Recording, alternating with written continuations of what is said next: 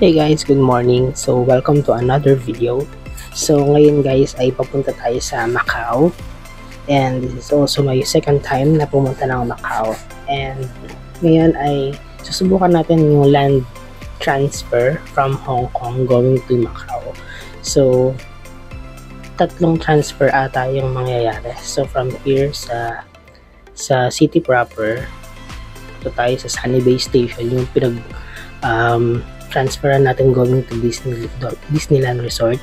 Then sasakay tayo doon ng bus going sa immigration ng Hong Kong.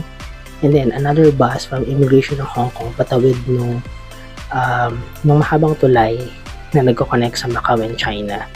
Then from there, bababa na tayo sa Macau.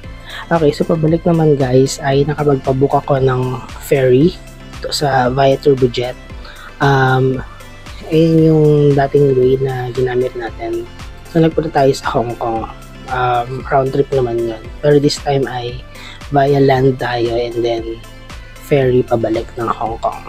So it will be a full day tour sa Macau at tingnan natin kung ano yung mga mapupuntahan natin within the day. So see you guys. Update ko kayo ulit later.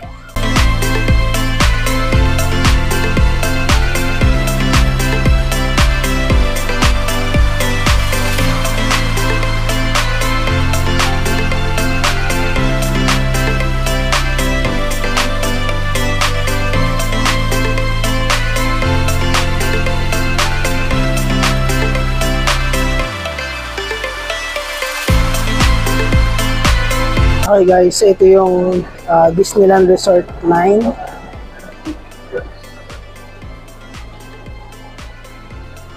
Ang daming tao. Sa Saturday today guys, kaya sobrang daming tao.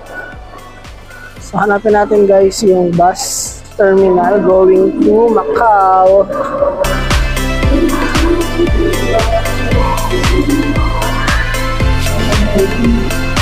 Okay guys, we are taking exit A sa public transport interchange. Yun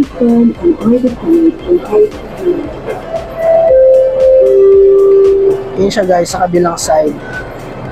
May direction naman, so yung B5 yung sasakyan natin, bus B5 going to Hong Kong Zhuhai Macau Bridge to Hong Kong Port.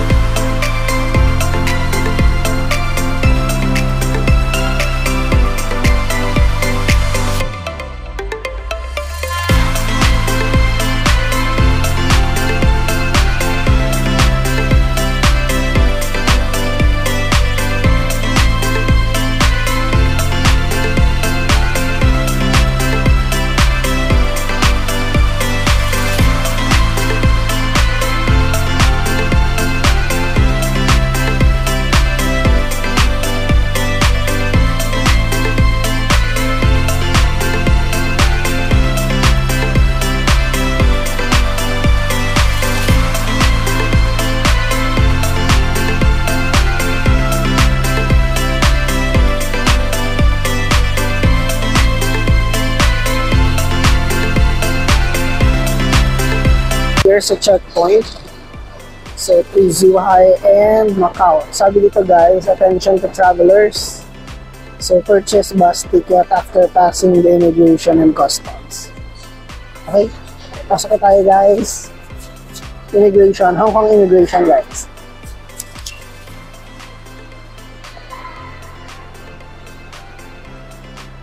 Okay guys, so once you've cleared immigration and customs doon sa side na yun, ito guys yung mga self-service na ticket counters.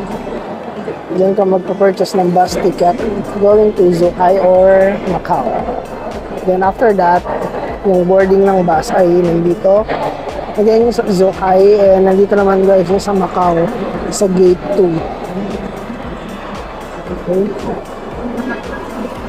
So let's go guys, punta na tayo sa Macau.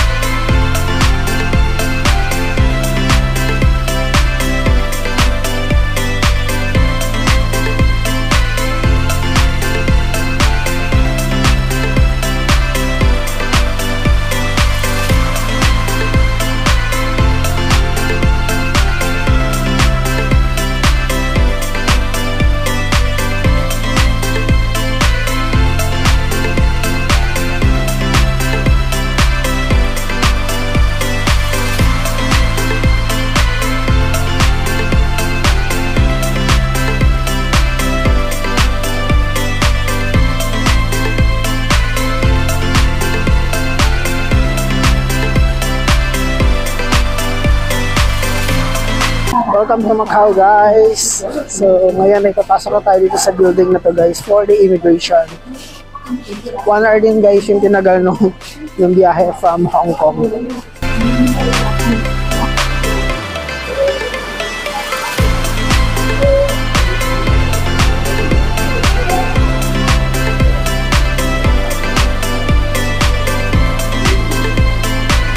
Okay guys, so nakalabas na ako ng Immigrations and Customs dito sa Macau. At ngayon ay nandito ako ngayon sa Transportation Hub, paglabas ng building. At maraming mga options ito guys, taxis, buses, ayan.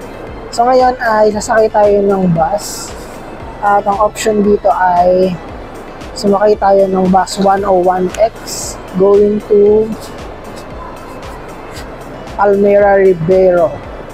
Ayan. Bali na din guys yung ruins of St. Paul and Senado Square. So let's go guys, sakay na tayo ng bus. Dito pala guys ay pwede nyo gamitin ang Hong Kong dollars. Pagkasakay kayo ng bus, dapat exact fare. Kasi wala silang panukuli kapag malaki yung ibabayad. Okay? So pala guys, hanapin natin yung bus 101X going to Senado Square.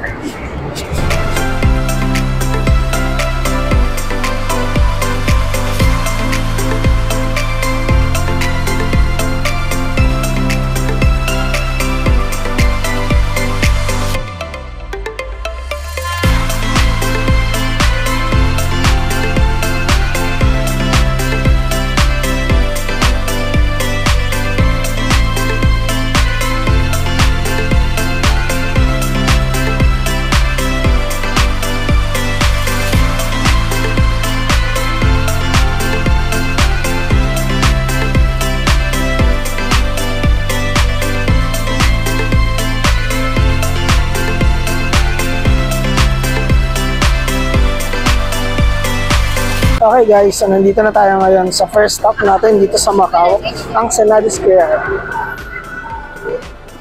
So itong Senado Square guys, ito sa mga important landmark dito sa Macau. So pag may mga malalaking events, dito ay ginagawa, dito nila ginagawa yon sa Senado Square. So ngayon ay maraming tao at mayroong mga display for the Chinese New Year ngayon dito.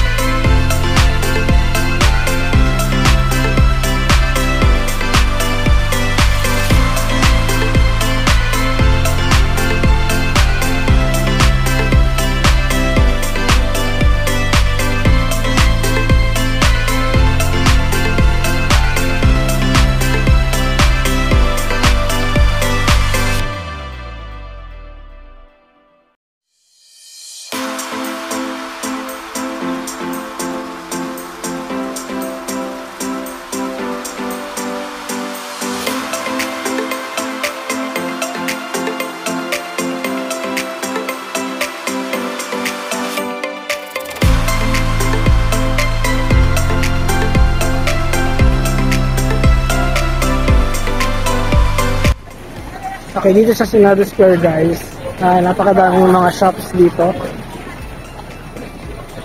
Sa mga restaurants and other food stalls. Pero dahil tourist attraction dito, touristy yung area, mas mahal yung mga nabibili dito.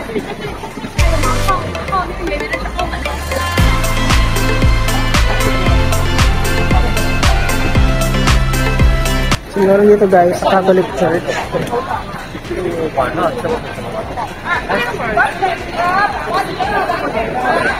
Okay, kung papansin nyo guys, yung mga signages dito ay meron tatlong translations. Yung Mandarin, may English, pati may Portuguese. Ang Macau kasi guys ay dating colony ng mga Portuguese. So meron silang influensya ng Portugal dito. Saka pati yung structures guys ng mga building dito ay European inspired.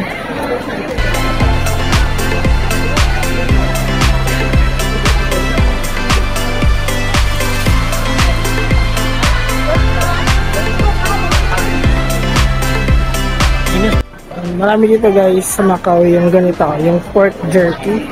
At meron silang mga free taste.